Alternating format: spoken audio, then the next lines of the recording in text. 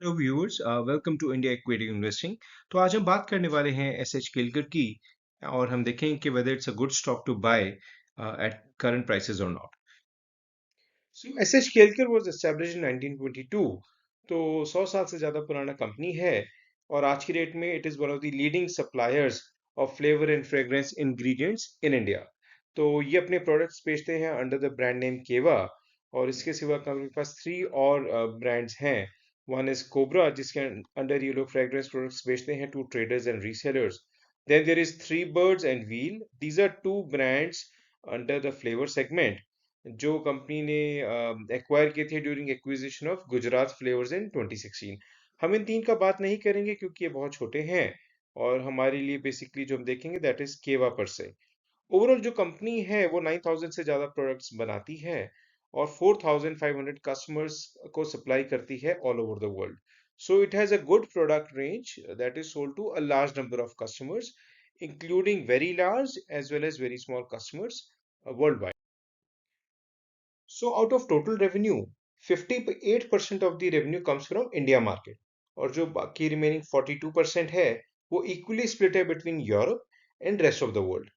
और जो rest of the world है that is basically Middle East जिसका export contribution है close to 90%। उसके बाद में जो कस्टमर बेस है कंपनी का, जो टॉप 3 कस्टमर्स हैं कंपनी के, उनका रेवेन्यू कंट्रीब्यूशन है close to 10% of the total revenue of SH Kelkar.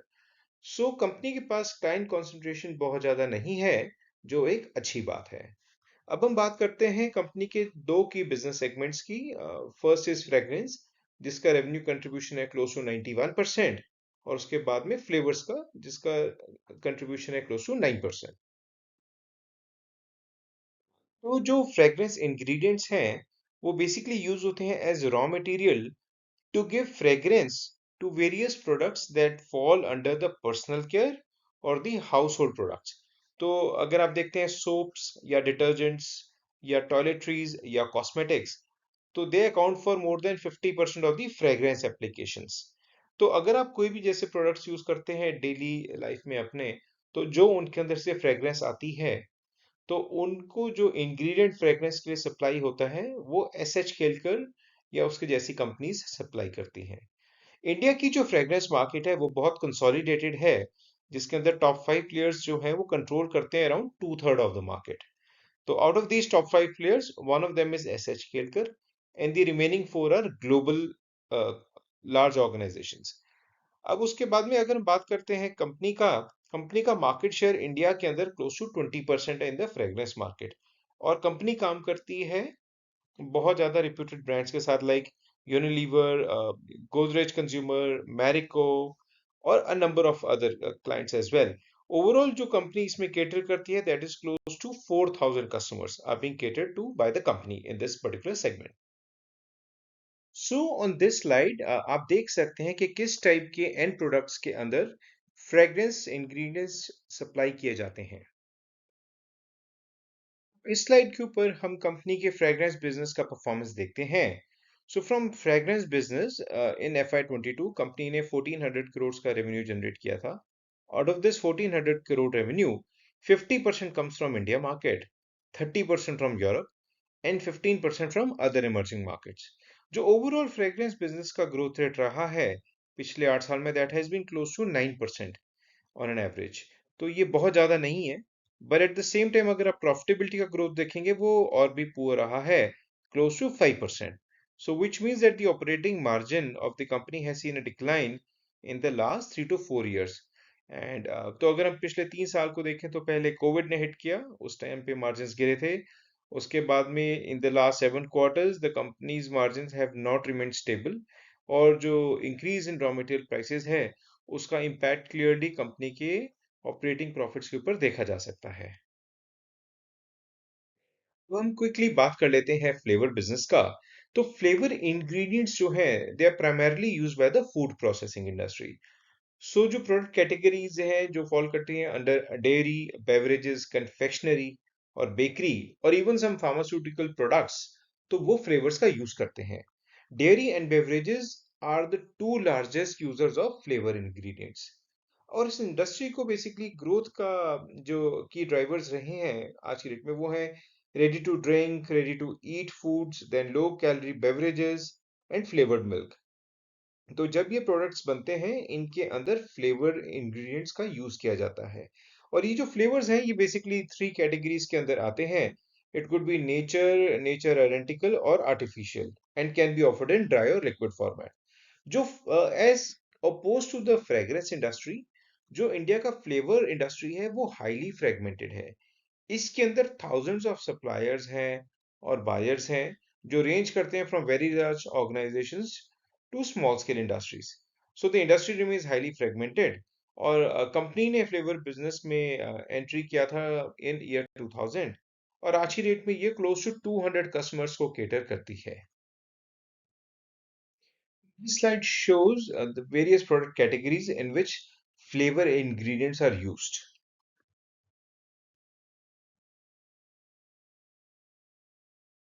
On this slide, we are showing a sample flavor under the Keva brand. तो यहाँ पर हम एक शो कर रहे हैं एलमंड फ्लेवर जो केवा मार्केट में ऑफर करती है इन लिक्विड फ्लेवर. तो अगर आप देखते हैं कंपनी जो ये एलमंड फ्लेवर है इसके कुछ और वेरिएंट्स निकालती है exactly match the customers product requirements. So for example अगर आप ब्रिटानिया के आलमंड बिस्किट्स खाते हैं या फिर आप वाडीलाल की बादाम आइसक्रीम लेते हैं तो उसके अंदर जो आलमंड का फ्लेवर आ रहा है that flavour is supplied by SH Kelkar.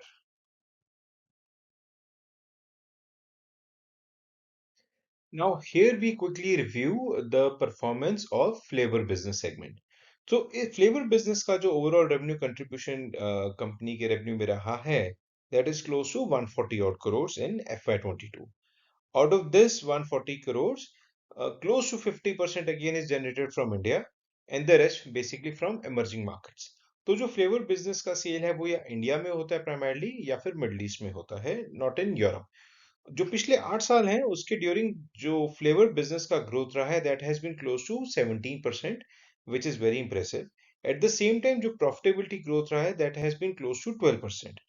Incidentally जो लास्ट कि 1.5 years रहे हैं अगर आप यहाँ पर कंपनी का क्वार्टरली परफॉर्मेंस भी देखते हैं so the operating profits of the company have taken a hit और जो लास्ट 2 quarters रहे कंपनी के वो स्पेसिफिकली बैठ रहे हैं और उसका रीजन है कि that the company has been spending a lot on sales team in order to push the sales in this particular segment in some of the key markets, specifically Middle East as well, where the company has also rationalized and consolidated its distribution network, जिसका adverse impact of close to 12 crores हमने third quarter में देखा है.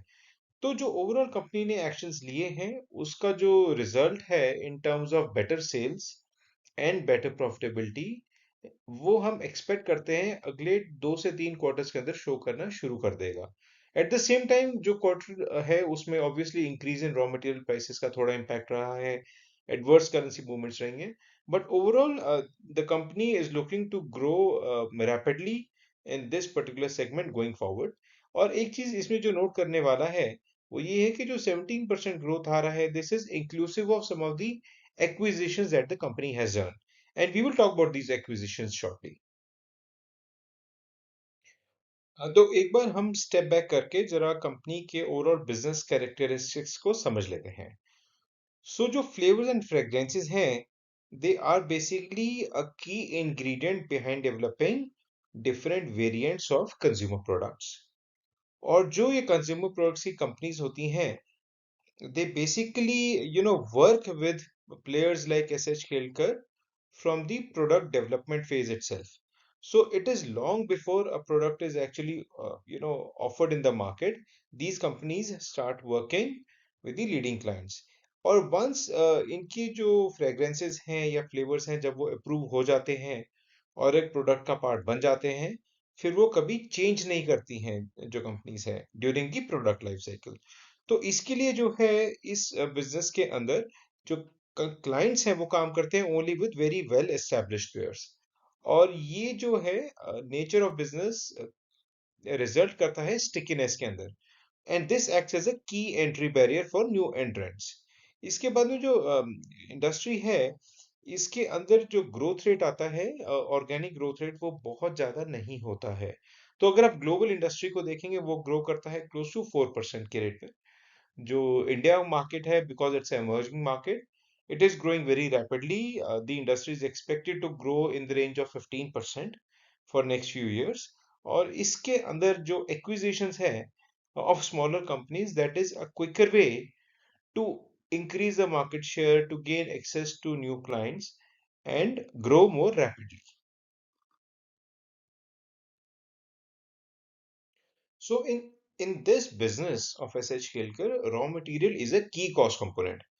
तो जो ये company है, ये more than 1500 raw materials use करती है under four broad categories, which are basically essential oils, fruit extracts, flowers and wood. तो द प्राइसेस जो है इन रॉ मटेरियल्स की, वो पिछले कुछ साल में बहुत ज्यादा वॉलेटाइल रही हैं, और जिनका एडवर्स इम्पैक्ट आया है कंपनी के ऑपरेटिंग मार्जिन्स के ऊपर। आज की डेट में अगर आप देखते हैं, तो जो out of total exports, total raw materials required by the company, 40% of the raw material is imported.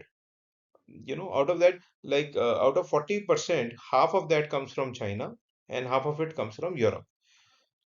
So, in order to meet these raw material related challenges where there are sometimes supply constraints or the prices go through the roof, the company is trying to establish backward integration in India.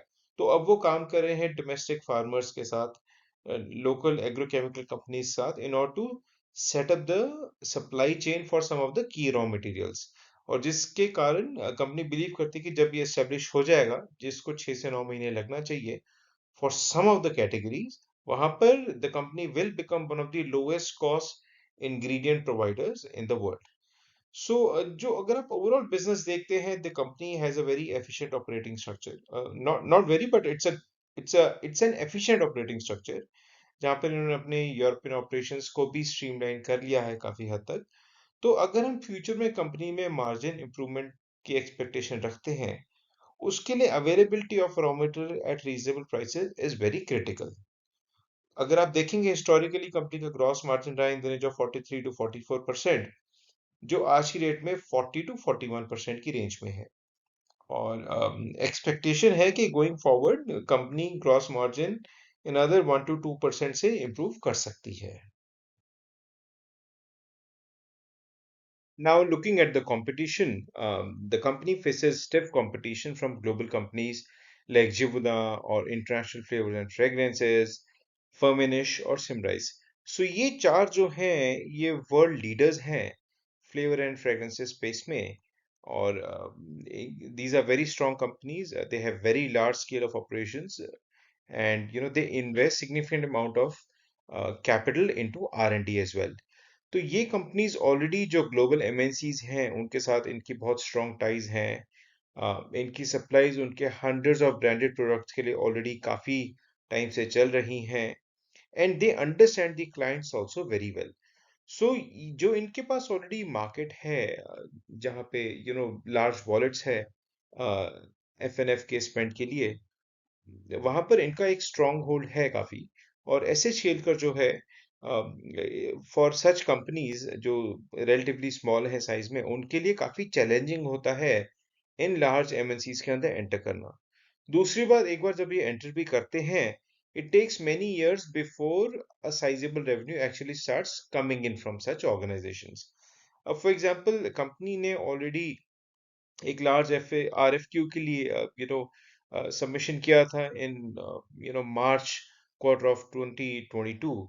और उस बात को already एक साल हो चुका है, और अभी भी 2 से 3 क्वार्टर्स लगेंगे before they know whether they have successfully their ingredients have been accepted, and that the revenue starts trickling in.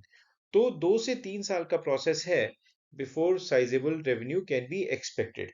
So competition in that sense is very stiff, but if you look at it from other perspective, it also makes it very difficult for other players to enter the market.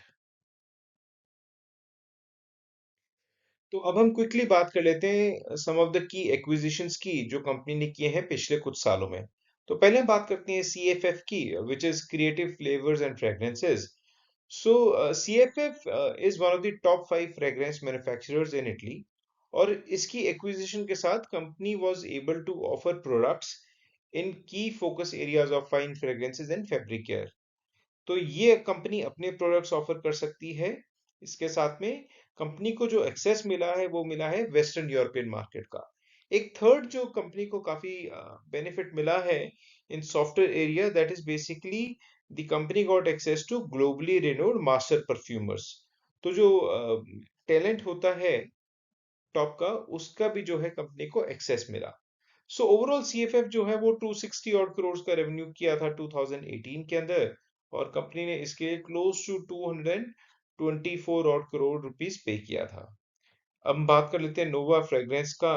सो ये एक और Italy based company है जो basically fragrance business के अंदर है और focus करती है specifically on the high end products within the hair care and beauty care segments.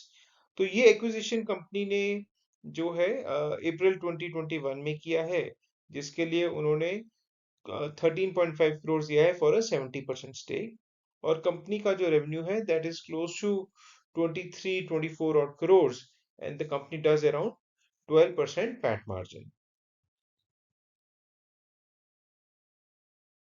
So Holland Aromatics is another company which SH Kelker acquired in Europe in December 2021. तो ये Netherlands based company है जिसका बहुत strong presence है northern European market के अंदर। तो ये कंपनी जो है at the time of acquisition close to 55 crore का रेवेन्यू कर रही थी विद अ 20% पैट, और कंपनी ने इसके लिए रफली आप ये समझ लें for 100% stake company will and up paying close to 185 crore which comes to around 10 times EBITDA। जो other company S H Kelkar ने एक्वायर किया है that is new taste food and drink labs. So this company is basically into the flavour segment, and SH Kilker basically expects this to enable high growth for the company in the flavor segment with focus on the QSR category। तो जो syrups, sauces, seasonings या fruit preparations आपकी use होते हैं in the QSR segment, वो company basically tap करना चाहता है थ्रू दिस एक्विजिशन। और इसके अंदर जो है कंपनी को एक रेप्यूटेबल कस्टमर बेस भी मिल रहा है, और क्यूएसआर सेगमेंट में आज की डेट में कंपनी का रेवेन्यू है क्लोज टू 12 करोड़, और कंपनी एज्यूम कर रही है कि in this market of close to 2000 crore company close to 10% market share ले लेगा which is around 200 crore. So there are lot of expectations from new taste acquisition as well. एक बार हम क्विकली ग्लोबल मार्केट लैंडस्केप देख लेते हैं जिसका हमने बात किया था। सो ग्लोबल जो फ्लेवर एंड फ्रेग्रेंस मार्केट है वो एक्सपेक्टेड है अराउंड $33 बिलियन का एज ऑफ टुडे, और ग्रोथ रेट एक्सपेक्टेड है at a moderate rate of 4%। So out of this $33 billion market, जो 25% मार्केट है that is basically in the European region. So Europe is the largest market by itself, followed by North America and closely followed by Asia Pacific after that. अगर हम Europe की बात करते हैं, Germany is the largest market with around 20% share within the European region, and उसके बाद में जो अदर की मार्केट्स आती हैं those are basically UK and France. अगर हम इंडिया की बात करते हैं, इंडिया का मार्केट आज के डेट में एस्टिमेटेड है अराउंड $2.5 बिलियन, जो जैसे मैंने पहले बताया 15% के ग्रोथ रेट पे ग्रो करने की एक्सपेक्टेशन है। और की ग्रोथ ड्राइवर जो इस इंडस्ट्री का इंडिया में है that is basically ready to eat foods, ready to drink beverages, cosmetics, personal care products, brand awareness and overall rising disposable income. हम एक बार रिव्यू कर लेते हैं कंपनी का पी एंड एल स्टेटमेंट। तो अगर आप पिछले 5 साल देखेंगे, कंपनी का रेवेन्यू ग्रो किया है eight the rate of around 10%, और हम एक्सपेक्ट कर रहे हैं कि अगले 2-3 साल ये ग्रो करेगा at the rate of around 8% on an average. जो ग्रॉस प्रॉफिट मार्जिन है वो कंपनी का डिक्लाइन कर गया है from 45% to 43% at the end of last year, और आज की डेट में क्लोज टू 41% है। This is excluding contractual revenue, हम 1 मिनट के लिए बात कर रहे हैं। तो हम एक्सपेक्ट करते हैं कि इसमें मार्जिनल ग्रोथ आएगा, मार्जिन एक्सपेंशन आएगा, तो हमारी फोरकास्ट के अंदर ज्यादा ऑप्टिमिज्म बिल्ट इन नहीं है। अगर हम कंपनी का ईबिटा देखेंगे, ईबिटा में जो डिक्लाइन आया है 16% से at close to 12% at the end of FY23 जो आएगा, that is basically due to a hit coming from gross profit margin decline. Operating जो एक्सपेंडिचर है कंपनी का in terms of employ expenses और अदर एक्सपेंसेस, वो already operations efficiently managed हैं, और अब हम इसके अंदर ज़्यादा मार्जिन एक्सपेंशन की जो है एक्सपेक्टेशन नहीं रखते हैं। ओवरऑल जो EBITDA मार्जिन का हम ग्रोथ एक्सपेक्ट कर रहे हैं अराउंड 150 160 और बिप्स, वो लार्जली आ रहा है from the gross profit margin expansion and some efficiency from the operation side। जो कंपनी को EBIT लेवल पे हिट मिल रहा है, अगर आप देखेंगे EBIT margin was close to 14.5%, जो लास्ट ईयर 9% के करीब आया है और इस साल 7% के करीब जाएगा। इसमें besides the decline in margin due to the cost factors just discussed, increase amortization का भी इम्पैक्ट आएगा, क्योंकि कंपनी ने एक्विजिशंस किए हैं। Now amortization is hitting the P&L। अगर हम पैट देखते हैं कंपनी का, सो पैट मार्जिन जो 11% के करीब था, 10-10.5%, लास्ट ईयर 9.3 था, इस साल 4.8% आएगा। हम ये एक्सपेक्ट करते हैं कि due to the increase in revenue and some margins coming back and amortization levels going down, PAT margin of the company will bounce back to 7.8%। तो जो FY23 में रेवेन्यू एक्सपेक्टेड, पैट एक्सपेक्टेड है around 79 crore, हम expect कर रहे हैं कि अगले 3 साल में ये 79 करोड़ से रफली डबल होकर 160 और करोड़ तक आ जाएगा, which means EPS will move from 5.5 this year to close to 11.5 in FY26।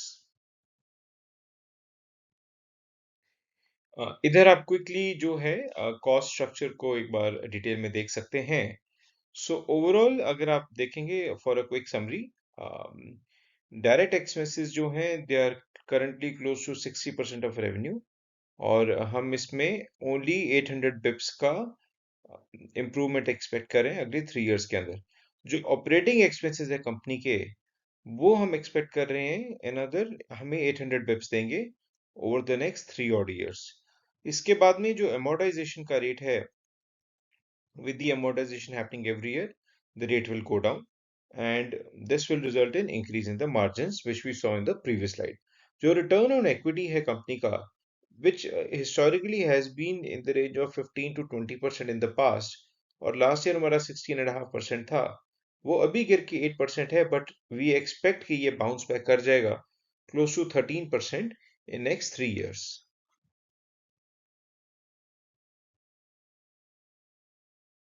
Here you can see the balance sheet of the company in terms of where it stands today।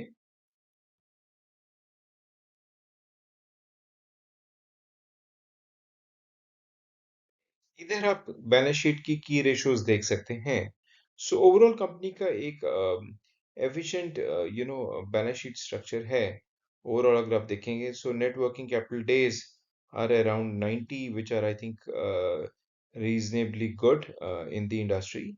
और अगर आप देखेंगे overall asset turns are also fine, and this with the leverage kicking in, you are getting a ROE of around close to 15.3%। So this is one of the ways in which we calculate ROE, and not necessarily the way that should be followed।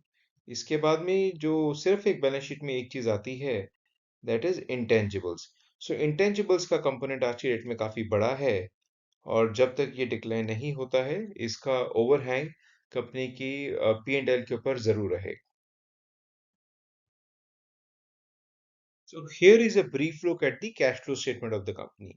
So a company cash historically generate करती है from the operations, but अगर आप देखेंगे company ने acquisitions के ऊपर काफी पैसा लगाया है, और हमने अब assume किया है कि अगले 2-3 साल के लिए कंपनी का फोकस रहेगा to reduce the debt, to extract the maximum out of what they already have, and until unless something really interesting comes up, we do not expect the company to make any acquisition। So this should result in good cash flow generation and debt reduction for the company। So आज की date में company का price है around 112 rupees, और on that basis company is trading at around 20 times its FY23 earnings. So अगर आप देखते हैं हिस्टोरिकली कंपनी ने जो वैल्यूएशंस पे ट्रेड किया that is between 30 to 20 for bulk of its duration और I think given the current performance जो कंपनी दे रहा है so company may be marginally over valued as of today but I think you can expect these valuations to remain where they are until unless the company shows the results in the P&L going forward. तो I think अगर आप देखेंगे आज की date में तो company का valuation है around 20 times trailing 12 months earnings. It's trading at 1.3 times price to book. And once the numbers that we expect the company to show actually happens, we believe जो कंपनी को है री रेटिंग मिलेगा on the two fronts. One is the multiple expansion will take place. We believe the company can trade anywhere between 25 to 30 times when it starts growing in the mid-teens range or so. और जब ROE इनका वापस आता है तो जो currently इनका valuation चल रहा है around 1.3 times book they should easily trade at above 2 times book तो अगर हम देखते हैं आज की डेट में कंपनी का जो टोटल मार्केट कैप है दैट इज अराउंड 1550 और करोड़ और अगर हम 26 पैट को लेकर on a trailing 12 month basis multiple लगाते हैं ऑफ अराउंड 25 टाइम्स तो ऑन दैट बेसिस जो कंपनी का शेयर प्राइस आता है दैट इज अराउंड 291 तो अगर आप आज ही डेट में कंपनी का स्टॉक परचेज करते हैं और 3 ईयर का होल्डिंग पीरियड रखते हैं एज्यूमिंग के मल्टीपल चेंज नहीं होता है तो आप अराउंड 28% का आईआरआर एक्सपेक्ट कर सकते हैं और अगर मल्टीपल री-रेटिंग होता है पी मल्टीपल का तो आप उससे हायर रिटर्न भी एक्सपेक्ट कर सकते हैं इस स्लाइड पे हम कंपनी के कंपेरेटर्स को और कंपनी के वैल्यूएशंस को भी एक स्नैपशॉट में रिव्यू कर सकते हैं तो अगर आप रेवेन्यू देखेंगे सो हमने बेसिकली सारे जो ये चार्ट बनाए हैं ये डॉलर टर्म्स में बनाए हैं करेंसी कन्वर्जन करके for showing a perspective of where we stand today तो अगर आप कंपनी का रेवेन्यू देखेंगे as compare to other players it's very very small right और एट द सेम टाइम अगर आप R&D एक्सपेंस देखेंगे which we think is very critical for a company to succeed तो एसएच केलकर का आज की डेट में बहुत कम है नॉर्मली इससे ज्यादा होता है बट आज की डेट में काफी कम है और अगर आप जल्दी से मार्जिन्स पर आएंगे so margins gross margin level पे the company is doing okay we expect the margins to go up going forward R&D expense also should go up in future. EBIT margins का जो है आज की डेट में company को अगर आप देखेंगे तो as compared to other players it's among the lowest that is there and PAT margin is also among the lowest. So we expect the mean reversion to take place going forward. और जो ROEs हैं आज की date में अगर आप industry का देखेंगे तो अराउंड 11 12% 20% रहा है और कंपनी का जो है अराउंड 16% रहा है जो अभी एज ऑफ नाउ डिप्रेस्ड है अगर आप ओवरऑल की सारी कंपनीज को देखेंगे तो इनका जो ग्रॉस मार्जिन में आप देखेंगे एज कम्पेयर टू 21 तो लार्जली डिक्लाइन आया है सारी कंपनीज के लिए so if you see here it is a 400 पिप्स decline here it's a 200 पिप्स decline यहाँ पर भी तो हर कंपनी के अंदर मार्जिन डिक्लाइन आया है और अगर आप पीई मल्टीपल्स का बात करेंगे कंपनीज के तो out of these 5 players 4 of them are listed और जो सबसे कम पी मल्टीपल का आज की डेट में वैल्यूएशन चल रहा है that is for SH Kelkar बाकी दो का जो है आप देखेंगे तो 30 40 50 टाइम्स के बीच में है द रेस्ट 3 का इधर हम कंपनी का trailing 12 month P multiple chart दिखा रहे हैं from the time it got listed तो अगर आप देखेंगे इनिशियली तो कंपनी का पी मल्टीपल चल रहा था क्लोज टू 45 और फिर वहां से वो फर्दर एक्सपैंड हुआ and then over time it came down with decline in margins we saw the decline in the multiple taking place आज की डेट में कंपनी ट्रेड कर रही है around 20 times and going forward once the performance comes up we believe it can trade anywhere between 20 to 30 times